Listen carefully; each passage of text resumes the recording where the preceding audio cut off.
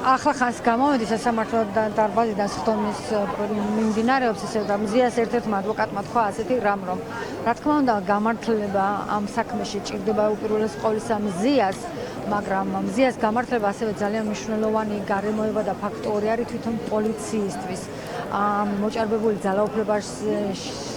ძალაუფლების ხიბში ჩავარდნილი პოლიციისთვის რომელიც ვერ აკონტროლებს თავს და კანონი გათელა ფეხქვეშ და შესაბამისად თავისუფლება მზია ამაღლობებს. კი ბატონო. ძალიან რთულია დღეს თქვი მე მგონი თქვენთან და კიდე გავიმეორებ დღეს თელღა ამ ემოციებში ვარ რომ ძალიან რთულია აი ეს რაღაცა ერთობლიობა უსამართლობის რაღაცა განუსაზღვრელი უსაზღვრო უსამართლობის განცდის პირობების მიღება და ამ პირობებში ცხოვრება და ამის საკუთარი მხრებით ტარება.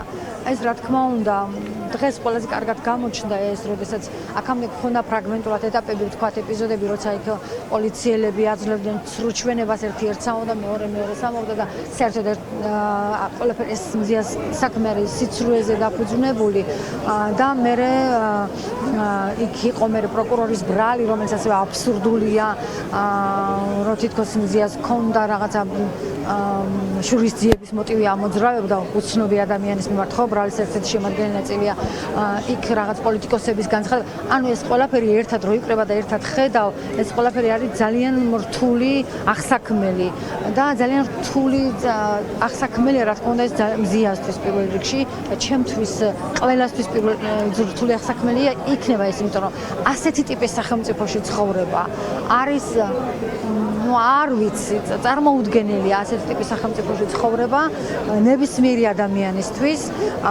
მათ შორის ეს შეიძლება იყოს მნიშვნელობა არ აქვს პროფესიას, მნიშვნელობა არ აქვს სოციალურ სტატუსს, მნიშვნელობა ეკარგება ყველაფერს. იმიტომ რომ აქ ადამიანი არის აღარ არის ადამიანი.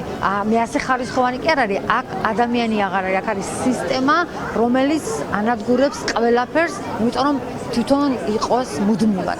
აი ეს არის ჩემი დღევანდელი განცდაც, შეფასებაც, ემოციაც, მოლოდინიც, ყველაფერი.